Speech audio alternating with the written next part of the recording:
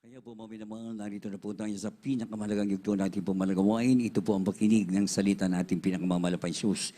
Kaya po naman, inaya ko po yung tumayo bilang pagbibigay galang sa salita natin pinakamamalapay sus. Na ito po'y dadalhin ang ating mga aral, ang ating beloved preacher, beloved Brother Hill Cruz. Palakpakan po natin ang pinakamamalapay sus. Amen. Praise the Lord. God bless you po. Beloved co-preacher Bao po Mansano. At tayo po muna magkaisa pong dumalangin sa ating pong pinakamamahal na Panginoon Jesus. Amen. Praise God. Hallelujah.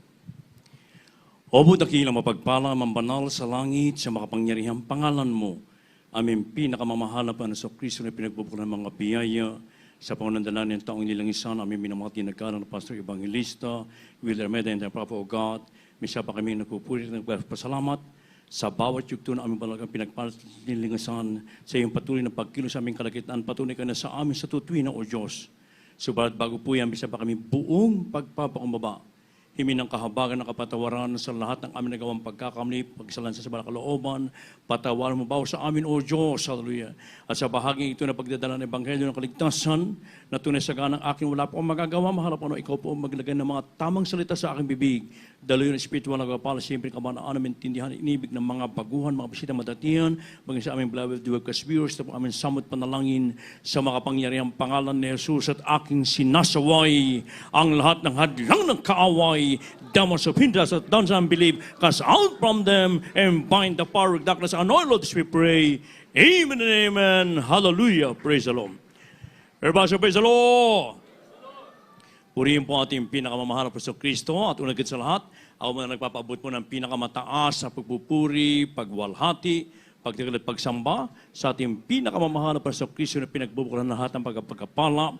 And I give double honor and respect to our dearly beloved honorable Pastor Evangelist Wilmeda, the entire problem of God. We have sa mas mamahal na pastor, and we always treasure and remember the blessed memories and teachings of our dearly beloved honorable Pastor Vincent Wilmeda, at pagbati na rin ng happy birthday sa ating beloved Mama Dear, sa piling ating mga napanoon.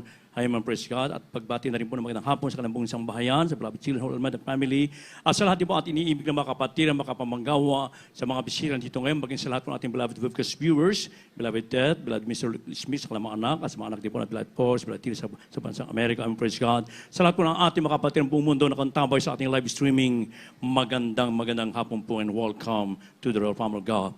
Amen. Beloved saints of God, as a true children of our dearest Jesus Christ, we should always take hold our salvation, our faith, because the Bible says it is a fearful thing. Isang kakilakilabot na bagay ang mahulog sa kamay ng Diyos sa buhay, mga inibig ko. Subalit kung tayo po ay matapat, if we walk upright in the sight of God, mga inibig ko, isang tiyak na bagay, ang patnubay ng Diyos ay nandyan lagi, at ang kanyang kanang kamay ay laging nakahawak sa atin. Kaya ating pong basahin, magkasunod pong basahin, dito po sa from the Epistle of Paul to the Hebrews, chapter 10, verse 31, in Book of Psalms, 139, verse 10, kaya nila man po. The book of Hebrews, chapter 10, verse 31. It is a fearful thing to fall into the hands of the living God. The book of Psalm, chapter 139, verse 10. Even there shall thy hand lead me, and thy right hand shall hold me. God bless you po. Sa Tagalog po. Dito po sa Hebreo Kapitulo 10, versikulo 31. Kakilakilabot na bagay ang mahulog sa mga kamay ng Diyos na buhay. Dito po sa 139, ang talatay 10. Doon may papatnubayan ako ng iyong kamay, at ang iyong kanang kamay ay hahawak sa akin. Amen. Amen. God bless you, mga kapatid, and God bless His Word. So napakaliwanag, may inibig ko, sa ating pong manapakinggan ng mga talata, may inibig ko, na maraming bagay na mga tao po'y nangatatakot sa kanilang mga buhay. Maaari sa kawalan ng pinansyal, mga problema, mga karamdaman, sa mga kalamidad, mga sarot na dumating sa mundong ito. Kaya nga, ang babala ng banal na kasulatan na it is a fearful thing to fall in the hands of the living God. Isang kakilakilabot na bagay ang mahulog sa makapangyarihang kamay ng ating pinakamamahal na Panginoon. Sapagkat kung tayo po ay hindi maglilingkod ng buong katapatan, iniibig ko, at tayo po ay para paisi-isi lang ang ating ginagawang paglilingkod, mga iniibig ko. Isang tiyak na bagay, ang kaawin ng Diyos ay lagi nandyan, umaaligid. Para siyang isang leon na umaatungal, handang manila, mga iniibig ko. Subalit, kung ating pong panghahawakan, ititreasure natin lagi yung kaligtasan natin, yung pananampalataya na nasa atin, na dito hindi nagkulang ang ating dearly beloved Persian Lord, the beloved Honorable Pastor Evangelist Almeida, na walang sawa na langit, araw-gabi nagsakripisyo na langin, mainibig ko, upang tayo pong lahat, mainibig ko, ay hindi mahulog sa makapangyarihang kamay ng ating pinakamamahal na Panginoon. Sapagkat dito hindi pinag-uusapan kung ikay baguhan, kung ikay bimilang na ng maraming taon, manibig ko, kundi bagos dito pinakukampo dito na tayo po ay maglingkod ng sincero. Serve the Lord with fear and trembling, manibig ko.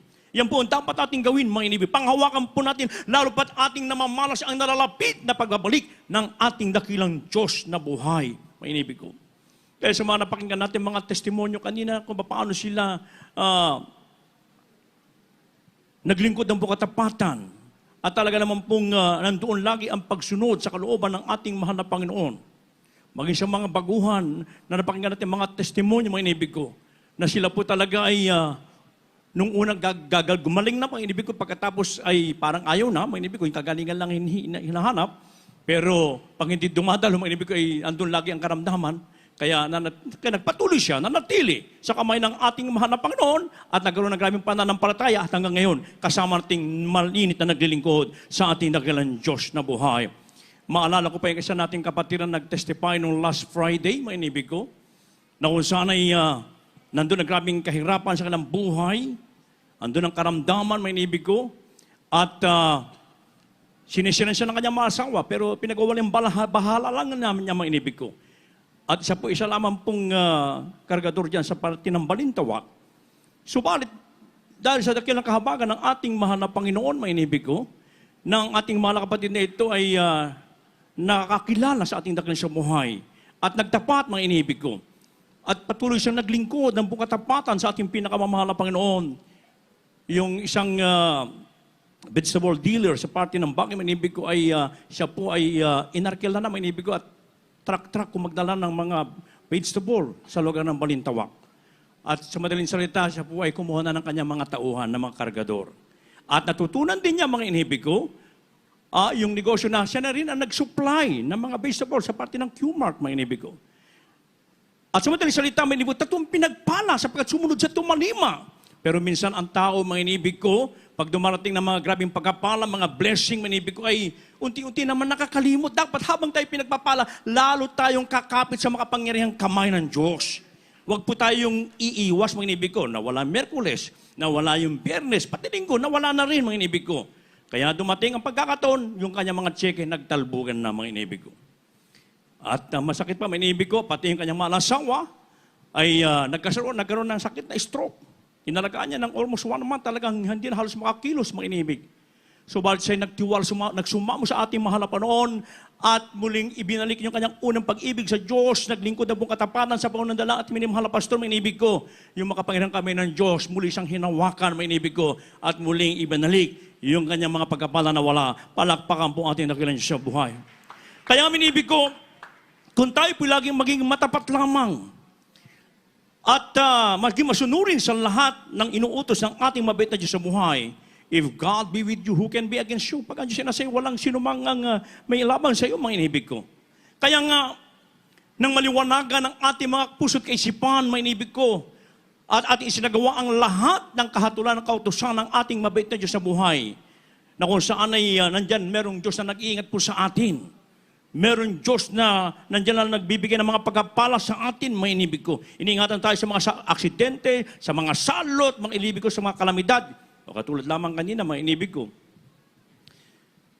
Nagkaroon ng strong earthquake sa ating bansa. At nakakalungkot sapagkat marami tayong mga kababayan na napinsala sa lugar po ng Abra, mga inibig ko. At talaga naman pong yung lindol na yan ay talagang mga property damages, mga inibig. At maging yung ating isang pastoral house doon, mga inibig ko, ay pero makikita natin yung makapangyarihang kamay ng Diyos. Isa natin pastoral house doon, mga inibig ko, dahil sa lakas ng lindol, 7.3 yata yun, mga inibig, ay talaga naman pong medyo nag-collapse sa ating second floor. Pero bago bumagsak yun, nakalabas ng lahat ng ating mga beloved workers, mga kapatiran, iniligtas, iningatan ng ating pinakamamahal na Panginoon. Sa iyo po maganda pag meron tayong Diyos na pinaglilingkuran, na Diyos na sinasamba sa Espiritu Katotohanan, sa oras ng kagipitan, sa oras ng mga kalamidad. Ibig ko, meron Diyos, merong makapangyarihang kamay ng Diyos na nag-iingat sa atin. Kaya, panghawakan po natin yung itinuro sa atin, ating dearly beloved parents in the Lord. Kaya nga ako'y nagulat nung sinabi nga sa akin ng aking anak na Milindol, sabi ko, kasi nung sinabing alas 8, yung oras na yun, kasi alas 3 pa, haba naman pa madaling araw, nagpupunan niya panlingkod, yung oras ng mga 7, 8, ay talagang nadadama ko yung presensya ng mahal na Panginoon. Ako nililindol ng presensya ng mahal na Panginoon. Kaya wala akong naramdaman, mga inibig ko sa kahabagan natin sa buhay. Kaya sabi ko, pag tayo lagi ay nakipag-ugnayan sa ating mabait na Diyos sa buhay, nandiyan lagi ang proteksyon, pag-iingat ng ating pinakamamahal na Panginoon. Dahil tayo tinuruan ng propeta ng Diyos na tayo po'y maglingkod ng buong katapatan, mga inibig ko. Ngayon, may babala ang banal na kasulatan, mga inibig ko. Pag tayo po'y himiwalay at tayo nagpabaya sa paglingkod sa ating mabait na Diyos sa buhay, ano po ang mangyayari sa atin, mga inibig ko? Magasunod na po basahin itong from the Gospel of St. Matthew, chapter 12, verses 43 up to 45. At saka dito po sa Joshua, chapter 24, verse 20. Kaya nila mo po. From the Gospel according to St. Matthew, chapter 12, verses 43 up to 45. When the unclean spirit is gone out of a man, he walketh through dry places, seeking rest, and findeth none. Then he saith, I will return into my house from whence I came out. And when he is come, he findeth it empty, swept, and garnished. Then goeth he, and taketh himself 7 other spirits more wicked than himself, and they enter in and dwell there. And the last state of that man is worse than first. Even so shall it be also unto this wicked generation. From the book of the prophet Joshua, chapter 24, verse 20. If ye forsake the Lord and serve strange God, hallelujah, then he will turn, do you hurt, and consume you, and after that he had done you good. God bless you, Pastor God.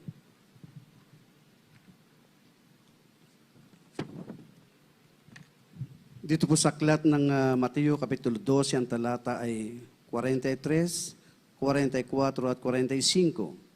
Datapuat ang karumaldumal na espiritu kung siya'y lumabas sa tao, ay lumalakad sa mga dakong walang tubig na humahanap ng kapahingahan at hindi makasumpong.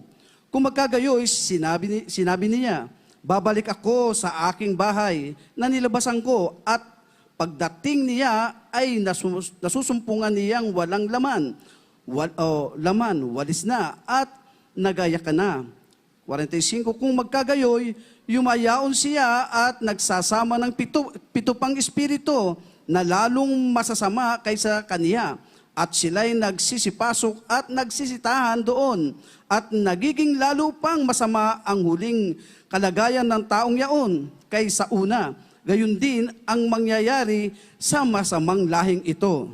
Dito po sa Josue Kapitulo 24, ang talata ay 20. Kung inyong pabayaan ang Panginoon at maglingkod sa ibang mga Diyos, ay hihiwalay nga siya at gagawan kayo ng kasamaan at lilipulin kayo pagkatapos na kaniyang nagawan kayo ng mabuti.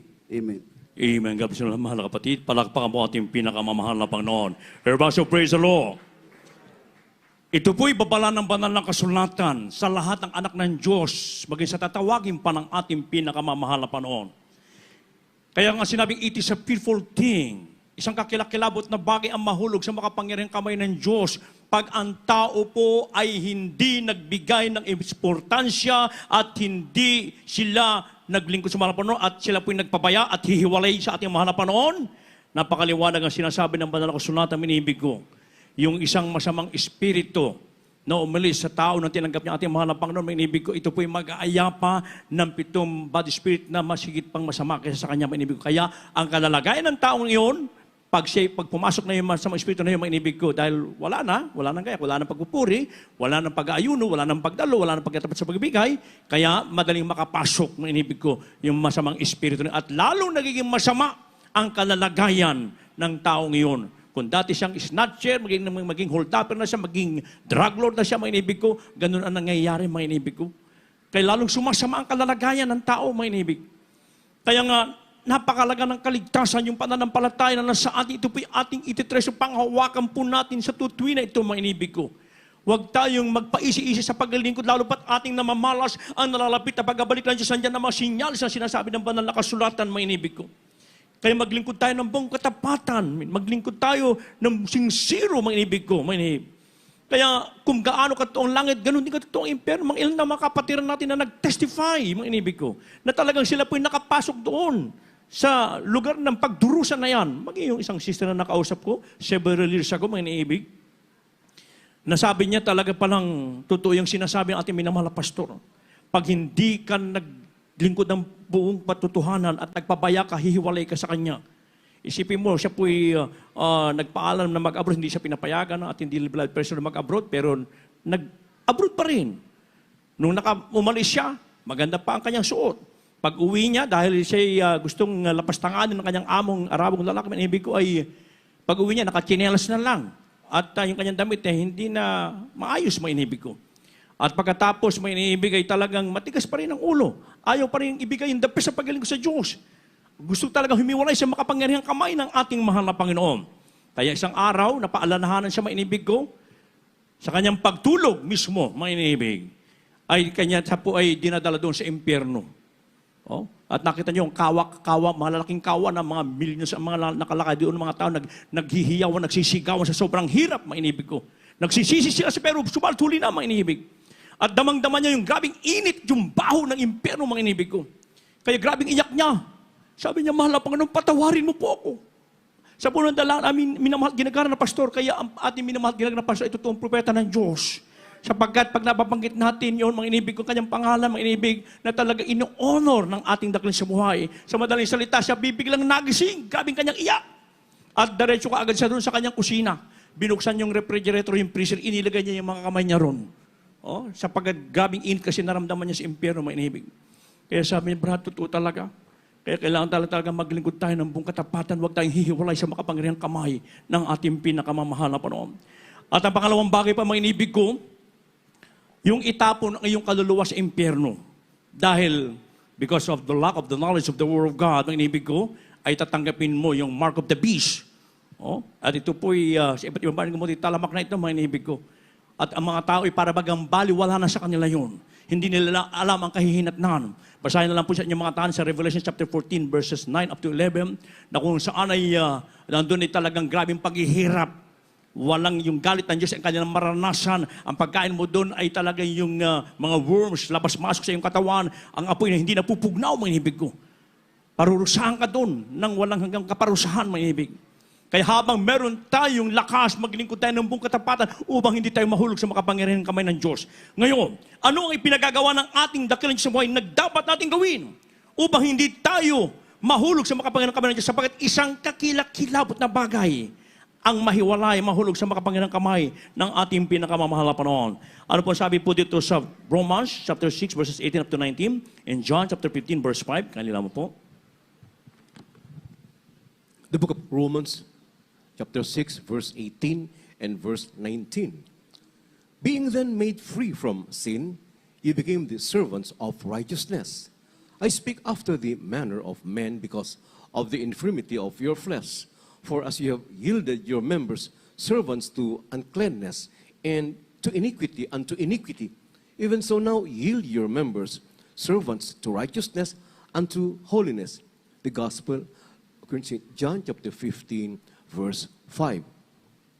I am the vine, ye are the branches. He that abideth in me and I in him, the same bringeth forth much fruit, for without me ye can do nothing. God bless you po.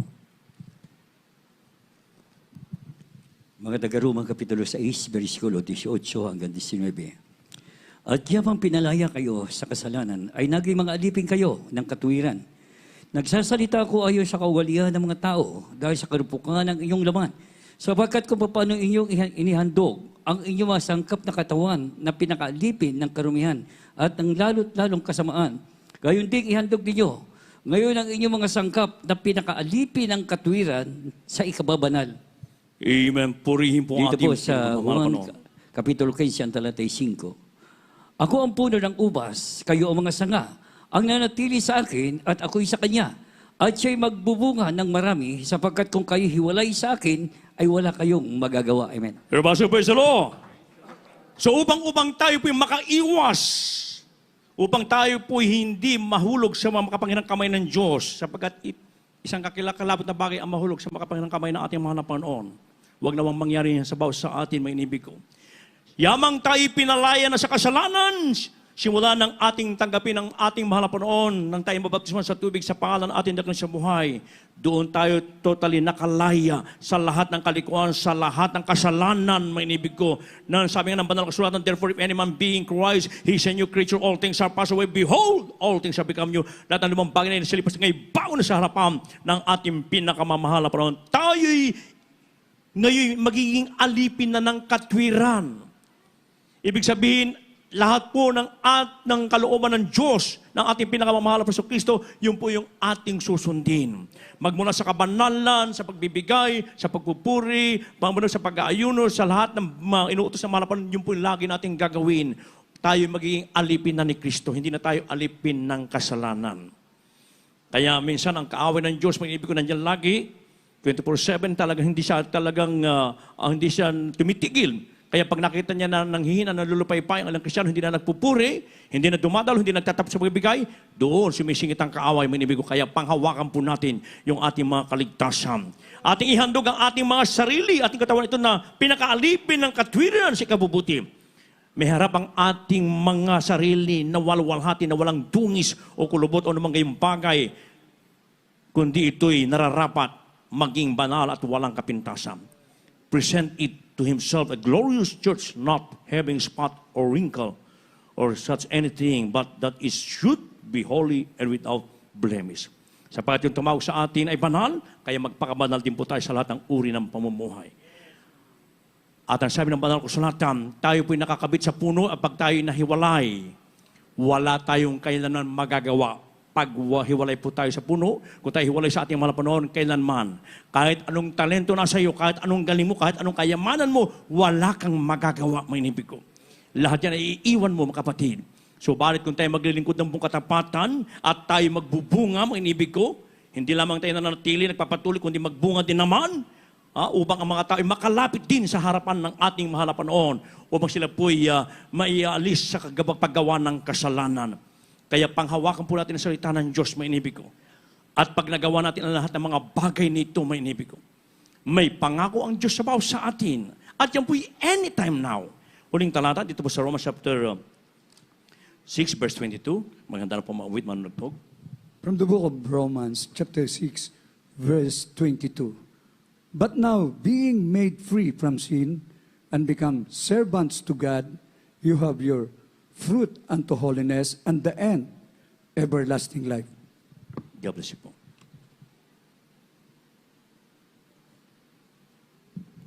Dito po sa aklat ng Roma Kapitulo 6, ang talata ay 22. Datapwat ngayong mga laya na kayo sa kasalanan at naging mga alipin ng Diyos, kayo ay mayroong inyong bunga o mayroong inyong bunga sa ikababanal at ang wakas ay ang buhay na walang hanggan. Everybody say, praise the Lord! Tayo po ay pinalaya na ng mahal na Panginoon sa kasalanan. Tayo po ay alipin na ng katwiran, mainibig ko. At pag ito po tayo po ay lumalakad ng ayon lagi sa kalooban ng Diyos na dito hindi nagkulang sa atin, ating dearly beloved praise the Lord, the whole Almeida family, mainibig ko, panghawakan natin yung ating kaligtasan, yung ating pananampalataya, sapagkat pag tayo po ay lumihis at sinunod natin yung ating mga pita ng laman, mainibig ko, wala nang kami ng Diyos na hahawak sa iyo. Wala na, mainibig ko. So, bakit pag tayo po'y lagi na sa banal na katwiran ng ating mahal na Panginoon, nandyan lagi, mainibig. Ang kanyang proteksyon, pag-iingat sa atin, at yung kanyang pang regalo sa bawat sa atin na ating inaantay, ang buhay na walang gang sa piling ng ating pinakamamahal na Panginoon. Everybody, praise the Lord! Kaya bilang anak ng Diyos, mainibig ko, maglingkod tayo ng buong katapatan. Ibalik natin yung una nating pag-ibig, mainibig ko. Yung paglilingkod na buong katapatan, mainibig, sa pangalan ng ating mahal na Panginoon na tayo nangangako lagi dati, na ating siyang aawitan, ating siyang sasambahin sa Espiritu katotohanan. Subalit pag dumarating na yung mga pagpapala, ano mga problema kinakarap, andyan ang panghinap, panglilupay-pay, minsan nalalamig, minsan nagtiwala na sa sarili, kaya nawawala, nahuhulog sa mga pangyayang kamay ng Diyos. Subalit hindi pa huli ang lahat, may inibig ko. Ibigay natin yung the best na pagaling ko sa Diyos. At ito hindi nagkulang sa atin minamat ginagalang na pastor, na lahat tayo may harap na walang tungo sa harapan ng ating dakilang Diyos sa buhay. Kaya it is a fearful thing, isang kakilakilabot na bagay, ang mahulog sa kamay ng Diyos sa buhay. Kaya tayo'y magpahawak sa mga panahon sapagkat kung tayo hawak, baka tayo po'y makahulagpos. Na lagi natin ipanalangin, mahal na Panginoon, panghawakan mo po ako. Hawakan mo ako, mahal na Panginoon.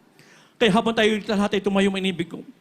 At habang inimbitahan natin ating mga beloved visitors, ngayon pong araw ng kaligtasan, ngayon araw ng pagtanggap, mainibig ko. Habang ating papurihan ating mahal na Panginoon, gawin natin panalangin ang awiting ito. Amen, praise God. Habang binibigyan po ito sa blood co preacher, Bar Joey.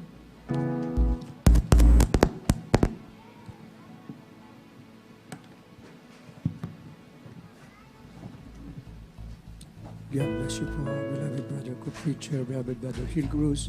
Sa lahat po ng ating live webcast viewers, sa lahat po natin mga bisita, ngayon po ang araw ng kaligtasan. Amen.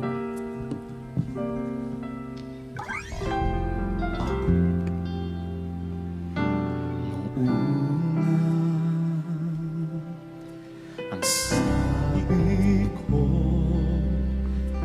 maglilingkod, magtatapat sa ngalan mo. Nung una, pangako ko, ako'y aamin at sasamba hanggang sa pagbabalik mo. Ngunit pag-ibig ko'y nanlamig,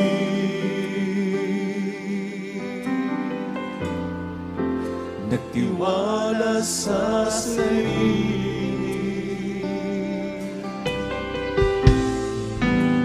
sa iyong mga kamay, ako ay nawala.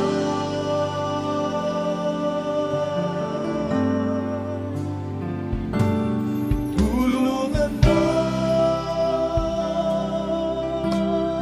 ako, muling ibalik ang unang pag-ibig mo. Ako ay hawakan mo, at huwag ilalayo sa dakilang pag-ibig mo. Ako'y hawakan mo.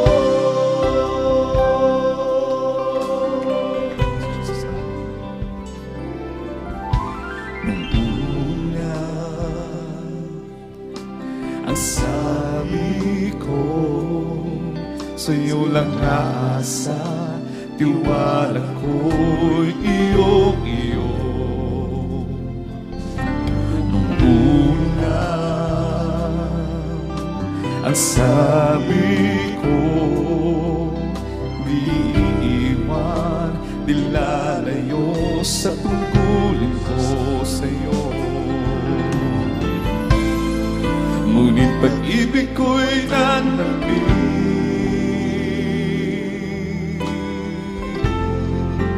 nagtiwala sa sarili,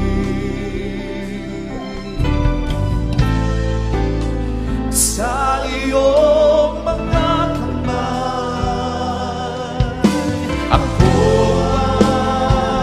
ay nawala.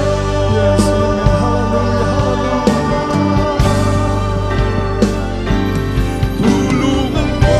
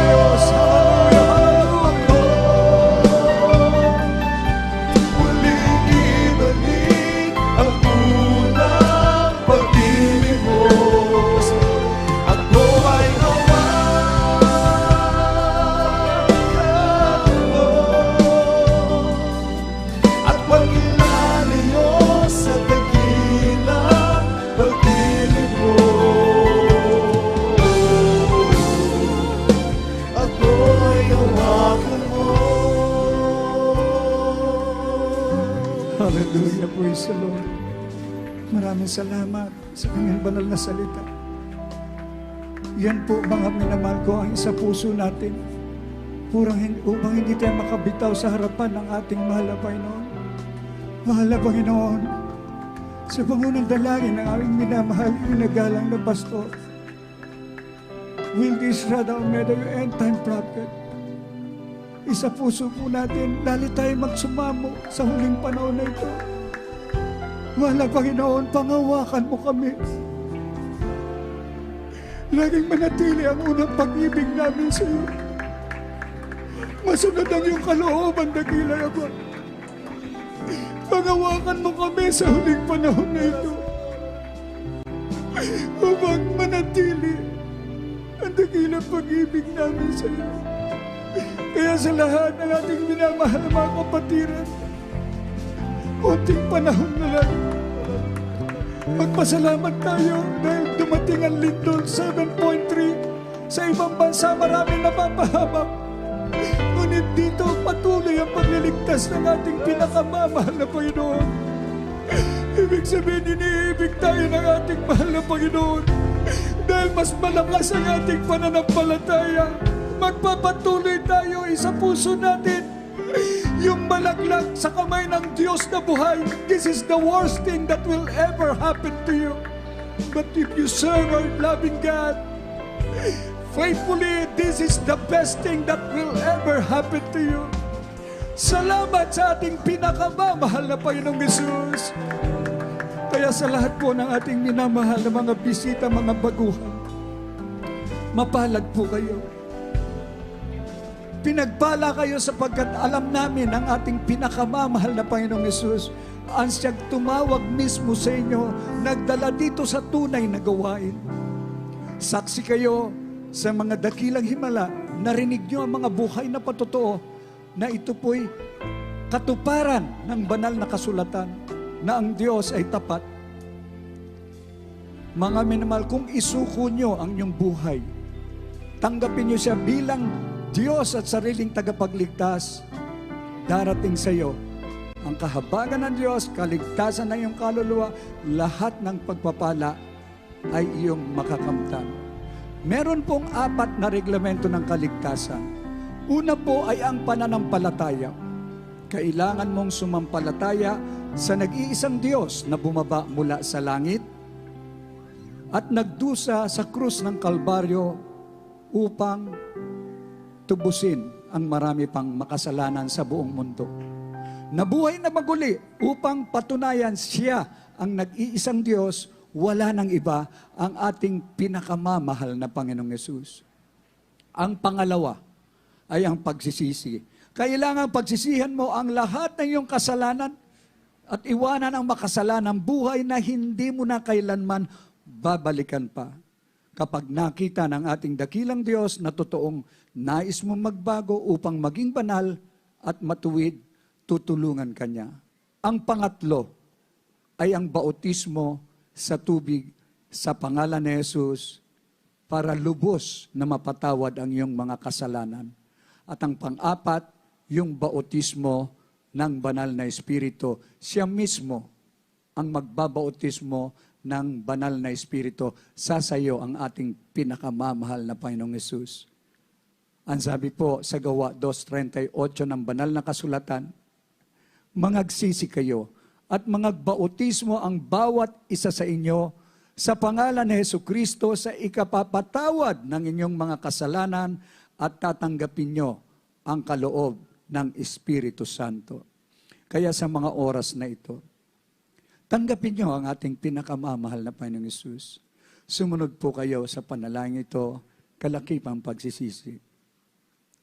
Itaas nyo ang 2 kamay, kayo po yumuko at sumunod.